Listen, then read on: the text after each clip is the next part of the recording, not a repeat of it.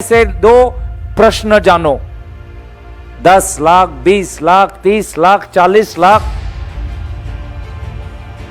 इस प्रकार का जो ये नेक्सस है, क्या एनटीए इसकी जांच कर पाएगा? प्रधानमंत्री विदेश दौरे में व्यस्त, वो तो एग्जाम पर तो काफी चर्चा करते थे। लोकसभा चुनाव से पहले वो तो परीक्षा को लेकर बहुत मार्गदर्शन देते थे बच्चों को। आज जो परीक्षा को लेके, नीट की जो परीक्षा को लेके जो सबसे बड़ा स्कैम हुआ है, आज परीक्षा पे चर्चा क्यों नहीं कर रहे प्रधानमंत्री मोदी जी? एक्शन 9 न्यूज़ में आपका स्वागत है। मैं हूं आपके साथ अबरार उल हक रहमानी। दर्शकों, भारत में नीट जैसी परीक्षाओं को लेकर के भी अब सवाल खड़े हो रहे हैं। सोचिए आप कि देश में जबकि इतनी सशक्त सरकार चल रही है, बीते 10 वर्षों से सत्ता में बने हुए नरेंद्र मोदी अब तीसरी बार देश के प्रधानमंत्री पद की शपथ ले चुके हैं और अब वो जिस ढंग से इस समय पूरे तौर पर इस मामले को लेकर के घिर गए और ख़ास तौर पर सरकार पर नजरें टिकी है इस बात को लेकर के सरकार दरअसल साफ स्वच्छ तरीके से परीक्षाएं क्यों नहीं करवा पा रही, इसके पीछे का कारण क्या है, इसके पीछे किस तरीके के घोटालेबाज लोग जो है वो छिपे बैठे हैं। दरअसल अभी कुछ दिनों पहले नीट परीक्षा के रिजल्ट आते हैं और फिर उसके बाद जिस ढंग से 60 से 62 के करीब 63 के करीब बच्चे एक ही नंबर जो है उनका एक तरीके से जो है आता है और जिसके बाद ये सवाल पूछे जाते हैं कि आखिरकार इतने बच्चे एक ही जो है नंबर कैसे हासिल कर सकते हैं। और फिर इसके बाद खुलता है वो घोटाले का बड़ा पिटारा दर्शकों, जिसको लेकर के वो बड़े राजनीतिज्ञों की अगर बात करें या फिर वो बड़े जो है शिक्षा व्यवस्था के माहिरों की बात करें, जो लगातार इसको लेकर के सवाल खड़े करना शुरू करते हैं। सुप्रीम कोर्ट का रुख किया जाता है और फिर सुप्रीम कोर्ट की तरफ से ये फैसला कि 563 बच्चे जो हैं वो फिर से अपना एग्ज़ाम देना चाहेंगे तो देंगे और उनका एग्ज़ाम जो वो रद्द कर दिया गया है दर्शकों, वो अब पूरे तौर पर इस परीक्षा में फिर से जो है शामिल होंगे और ये परीक्षा 23 जून को होगी। देखिए, ये तो एक तरीके का अस्थायी हल ज़रूर निकाल लिया गया है कोर्ट के माध्यम से, लेकिन सवाल ये है कि आखिरकार जब इतनी बड़ी परीक्षा इतने बड़े स्तर पर जिसकी तैयारी की जाती हो, एनटीए के अधिकारी क्या सो रहे थे? एनटीए के अधिकारियों के कान में क्या जू नहीं रेंगती? क्योंकि उन्हें पता है कि सत्ता उनकी है और सत्ता जब उनकी है तो जाहिर सी बात है कि इस तरीके के कृत्यों को वो आसानी से कर सकते हैं और इसको लेकर के उनके खिलाफ किसी भी तरीके की कोई कार्रवाई जो है वो नहीं की जाएगी। दर्शकों, वो बच्चे जो मध्यम वर्गीय से आते हैं, वो बच्चे जो देश के दूर दराज इलाकों से आते हैं, वो कितनी मेहनत मुशक्क़त करके, उनके पेरेंट्स जिस तरीके से मेहनत करके अपने घर बार को बेच करके कहीं ना कहीं उसकी पढ़ाई का खर्च उठाते हैं। आखिरकार अगर इस तरीके की धांधली करके परीक्षाएं होती रहेंगी तो जाहिर सी बात है कि देश का भविष्य उज्जवल नहीं बल्कि देश का भविष्य जो है वो अंधकार में जाता हुआ नजर आएगा।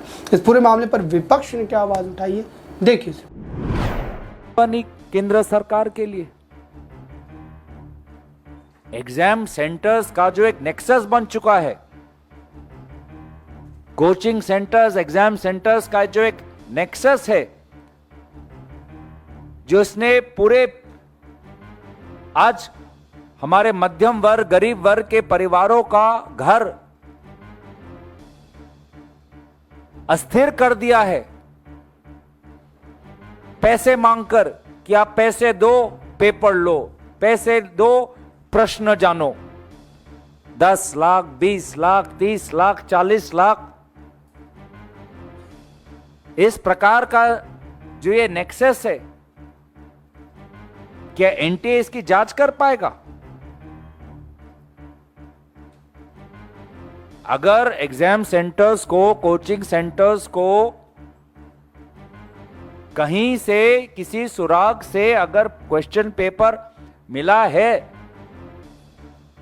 तो इसमें जरूर कोई एनटीए का अधिकारी या अधिकारी इसमें शामिल है। तो कहां से एनटीए निष्पक्ष जांच कर सकता है जब उन्हीं के अफसर या उनके ऑफिशियल्स इसमें शामिल हुए हैं। मैं तो धन्यवाद करता हूं राहुल गांधी जी का कि निर्वाचन के परिणाम के बाद जो सबसे पहला सार्वजनिक मुद्दा उन्होंने उठाया वो ये 24 लाख भारतीय युवा वर्ग के भविष्यों पर जो एक दाग लग चुका है, ये मुद्दा उन्होंने पहले उठाया। प्रधानमंत्री कहां है? प्रधानमंत्री शपथ ग्रहण में व्यस्त, प्रधानमंत्री विदेश दौरे में व्यस्त। वो तो एग्जाम पर तो काफी चर्चा करते थे। लोकसभा चुनाव से पहले वो तो परीक्षा को लेकर बहुत मार्गदर्शन देते थे बच्चों को। आज जो परीक्षा को लेके, नीट की जो परीक्षा को लेके जो सबसे बड़ा स्कैम हुआ है, आज परीक्षा पे चर्चा क्यों नहीं कर रहे प्रधानमंत्री मोदी जी? तो आपने देखा दर्शकों, आखिर क्या इस तरीके की जो है बातों को लेकर के, इस तरीके के घोटालों को लेकर के, और ख़ास तौर पर उत्तर प्रदेश की बात करें, राजस्थान की बात करें, बिहार की बात करें, शिक्षा व्यवस्था जिस तरीके से लचर अवस्था में नजर आती है दर्शकों, उससे यही कहा जा सकता है कि जानबूझ करके, अब देखिए 2014 से जब से भारतीय जनता पार्टी की सरकार आई है, तब से लगातार शिक्षा जो है एजुकेशन डिपार्ट का जो बजट है वो कहीं ना कहीं घटाया गया है। और अगर हम बात करें अल्पसंख्यक विभाग की, तो वहाँ पर तो कई ऐसी स्कॉलरशिप्स चल रही थी जिसको बंद कर दिया गया। यानी कि ये सरकार पूरे तौर पर आप कह सकते हैं कि मात्र जो है एक तरीके से अपने वोट बैंक को खुश करने के लिए काम कर रही है। और इस बात को लेकर के आज देश का हर वर्ग नीट की इस परीक्षा को लेकर के सवाल खड़े कर रहा था। और आज जबकि इस पूरे मामले को लेकर के कोर्ट का आदेश आ गया, उसके बावजूद भी ये चर्चाएं, इस तरीके की बातें लगातार कही जा रही है कि ये जो आदेश है, ये जो फैसला है वो अस्थायी फैसला है।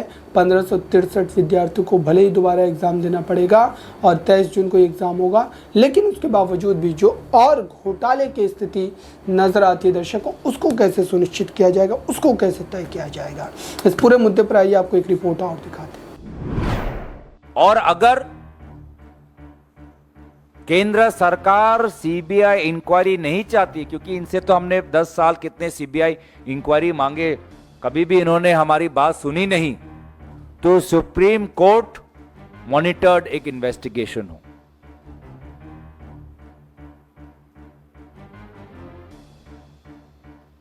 अलग अलग हमने रिकॉर्डिंग सुने हैं किस प्रकार से 30 लाख रुपए मांगा जा रहा है। एक ही सेंटर में से अलग अलग बच्चों को एक जैसे मार्क्स मिल रहे हैं।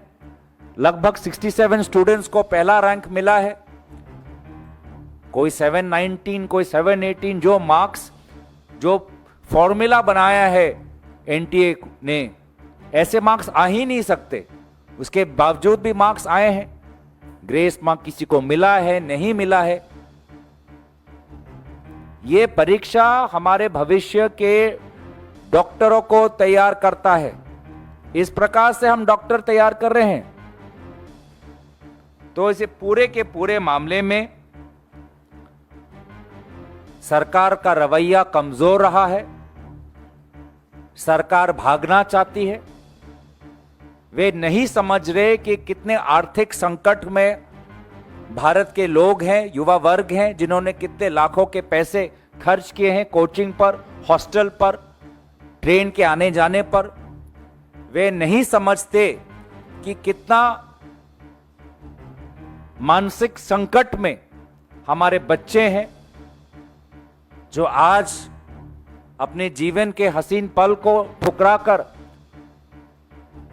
आत्महत्या तक लेने के लिए बेबस हो चुके हैं। हताशा है सारे तरफ, बेबसी है सारे तरफ, और प्रधानमंत्री मोदी जी शपथ ग्रहण में व्यस्त, विदेश भ्रमण में व्यस्त।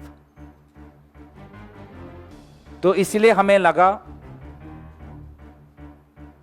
कि देश को हम बताएं कि आपने हमें चुना है देश के मुद्दे। तो आपने देखा दर्शकों, क्या वाकई इस तरीके की व्यवस्थाओं को लेकर के एनटीए के अधिकारियों की क्लास लगाने की ज़रूरत है और उन्हें ये कहीं ना कहीं जो एक तरीके से सख्त सज़ा दे करके सुनिश्चित करने की ज़रूरत है कि अब आने वाले दिनों में कम से कम इस तरीके की बड़ी परीक्षाओं पर जो है संदेह की स्थिति जो वो नहीं पैदा होनी चाहिए।